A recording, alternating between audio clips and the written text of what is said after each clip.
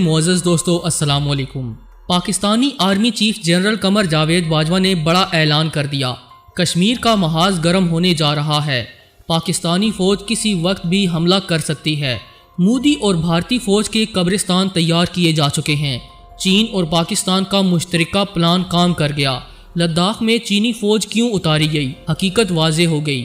گزشتہ روز chief of army staff general Qamar Javed Bajwa نے چین کے سفیر کو الوداعی عشائیہ میں کون سا خفیہ پیغام دے کر بھیجا اور کشمیری مجاہدین نے بھارتی فوج پر قہر ڈھا دیا، 10 بھارتی فوجی ہلاک کر ڈالے۔ کیا کشمیر کی آزادی کا دن قریب آن پہنچا ہے اور پاکستان کیسے بڑے حملے کی تیاری مکمل کر چکا ہے؟ آئیے اس کی تفصیل جان لیتے ہیں۔ تاہم آگے بڑھنے سے قبل چینل پر نئے آنے والے دوستوں سے التماس ہے کہ پہلے ہمارے اس چینل کو سبسکرائب کرتے ہوئے ساتھ موجود بیل آئیکن کو بھی پریس کر دیں تاکہ آپ ہر خبر سے باخبر رہ سکیں۔ تو آئیے چلتے ہیں موضوع کے اصل حصے کی جانب۔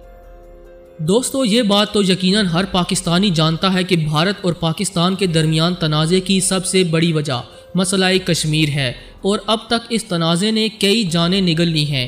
بھارت نے ہمیشہ سیز فائر کی خلاف ورزی کی اور پاکستانی شہری آبادی کو نشانہ بنایا۔ اس حوالے سے خبر یہ بھی ہے کہ گزشتہ روز مقبوضہ کشمیر میں بھارتی اور پاکستانی فورسز کے درمیان رق سیکٹر میں فائرنگ کا تبادلہ ہوا، جس کے نتیجے میں 11 سالہ پاکستانی بچی جاں بحق اور 4 افراد زخمی ہو گئے۔ پاکستانی فوج کے شعبہ تعلقات عامہ یعنی ISPR کے مطابق بھارتی فورسز نے ایک بار پھر سیز فائر معاہدے کی خلاف ورزی کی اور ہٹ دھرمی کا مظاہرہ کرتے ہوئے LOC کی شہری آبادی کو بھاری ہتھیاروں سے نشانہ بنایا۔ ISPR کے مطابق بھارتی فوج نے LOC کے تتا پانی اور رق چکری سیکٹر میں فائرنگ کی، جس کے نتیجے میں 11 سالہ بچی جاں بحق، 75 سالہ خاتون اور 2 لڑکوں سمیت 4 شہری شدید زخمی ہو گئے، جنہیں قریبی اسپتال منتقل کر دیا گیا۔ ISPR کا کہنا ہے کہ پاک فوج نے بھرپور جوابی کارروائی کرتے ہوئے فائرنگ کرنے والی بھارتی چوکیوں کو نشانہ بنایا اور بھارتی فوج کی بندوقوں کو خاموش کروا دیا گیا۔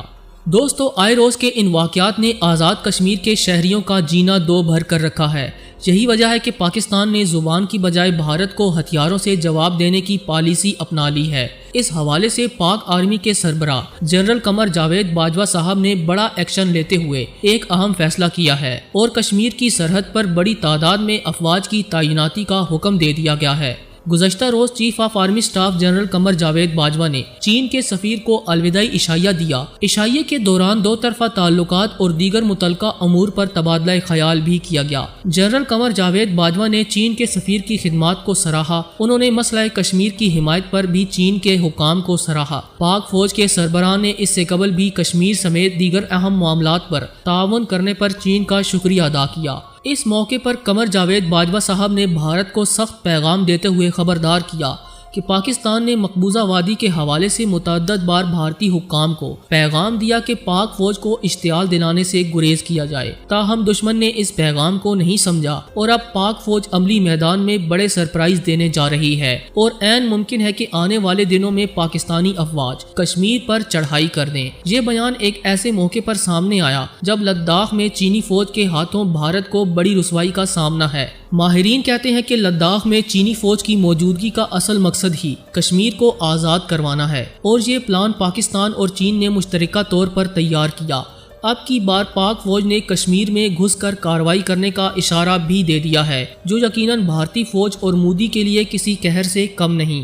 ناظرین گرامی، دوسری جانب آپ کو اندرون مقبوضہ وادی کی ایک خبر بھی دیتے چلیں کہ وادی کے مجاہدین بھارتی فوج پر ٹوٹ پڑے اور درجنوں بھارتی شرپسند فوجیوں کو زخمی کر ڈالا، جبکہ 10 کے قریب بھارتی فوجی جہنم واصل ہو گئے۔ تفصیلات کے مطابق مقبوضہ کشمیر کے ضلع پلوامہ میں بھارتی فوج کے اہلکاروں پر سرچ آپریشن کے دوران حملہ کیا گیا، جس کے نتیجے میں متعدد اہلکار شدید زخمی ہو گئے اور 10 فوجی مارے گئے۔ کشمیر میڈیا سروس کے مطابق ضلع پلوامہ میں قابض بھارتی فوجیوں نے داخلی و خارجی راستوں کو بند کر کے سرچ آپریشن کیا، جس کے دوران نامعلوم حملہ آوروں نے بھارتی فوج کی گاڑیوں پر دھاوا بول دیا۔ غیر مصدقہ اطلاعات کے مطابق حملہ آوروں کا تعلق کشمیری مجاہدین سے تھا، یعنی بھارتی فوج کو اندرونی طور پر بھی بڑی ہزیمت کا سامنا ہے۔ کشمیر کے معاملے پر پاکستان کی تمام اہم شخصیات ایک پیج پر ہیں اور عالمی فورمز میں بھی اس مسئلے کو اجاگر کیا جا رہا ہے۔ گزشتہ روز امیر جماعت اسلامی پاکستان سینیٹر سراج الحق سے آزاد کشمیر کے قائم مقام امیر نور الباری نے پارلیمنٹ لاجز میں ملاقات کی اور انہیں کشمیر کی تازہ ترین صورتحال سے آگاہ کیا۔ اس موقع پر گفتگو کرتے ہوئے سینیٹر سراج الحق نے کہا کہ کشمیر میں 14 ماہ سے جاری بدترین لاک ڈاؤن ختم نہیں ہو سکا۔ قابض بھارتی فوج نے مقبوضہ کشمیر کے اندر شہر ویران اور قبرستان آباد کیے ہیں۔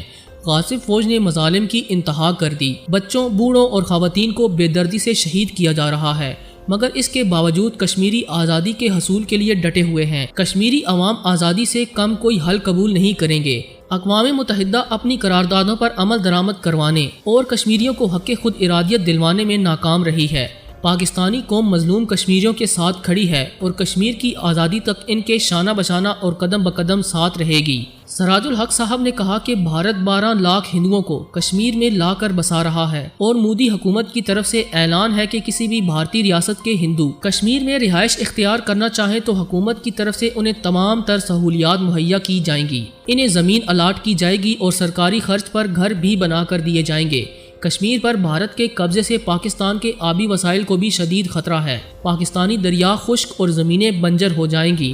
بھارت پاکستان کے خلاف آبی جارحیت سے باز نہیں آئے گا، اس لیے ہم سب کو جامع حکمت عملی تیار کرنا ہوگی۔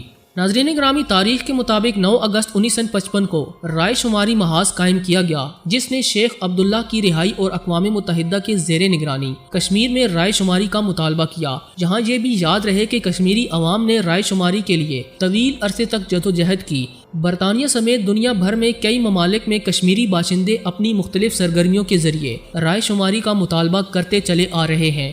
مقبوضہ کشمیر میں اس مطالبے کے لیے کشمیری عوام نے بے تحاشا قربانیاں دی ہیں۔ 1 مارچ 1990 کو سری نگر میں اقوام متحدہ کے ملٹری آبروز گروپ کے دفتر کے سامنے 5 لاکھ سے زائد کشمیریوں نے تاریخی مارچ بھی کیا تھا۔ انہوں نے کشمیر میں اقوام متحدہ کی قراردادوں کے مطابق رائے شماری کا مطالبہ کیا، تاہم یہ بھی یاد رہے کہ کشمیری لوگوں کو اس کی جائز آواز دبانے کے لیے بھارتی فوج نے نہتے مظاہرین پر 2 مقامات پر فائرنگ بھی کی تھی، اور اسی طرح مختلف اہم ایام پر کشمیری یہ مطالبہ کرتے چلے آ رہے ہیں، مگر بین الاقوامی دنیا کشمیری عوام کو ان کا یہ جائز حقوق دلانے کے لیے اس طرح دلچسپی لیتی دکھائی نہیں دیتی، جس طرح کہ وہ بعض دیگر مسائل پر اپنی موجودگی کا احساس دلاتی رہی ہے۔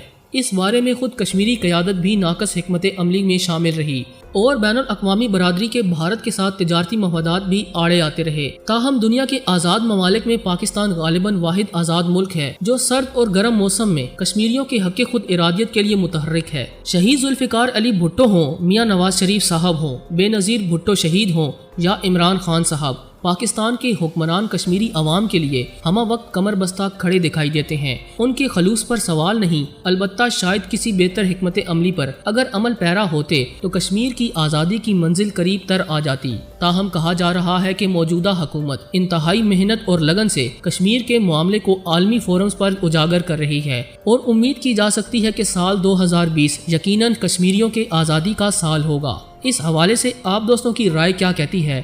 کمنٹ سیکشن میں ہمیں لازمی آگاہ کیجیے گا، اور اگر ویڈیو اچھی لگی ہے تو اسے لائک اور شیئر ضرور کیجیے گا۔ آج کی ویڈیو میں بس اتنا ہی، اگلی ویڈیو تک کے لیے اللہ نگہبان۔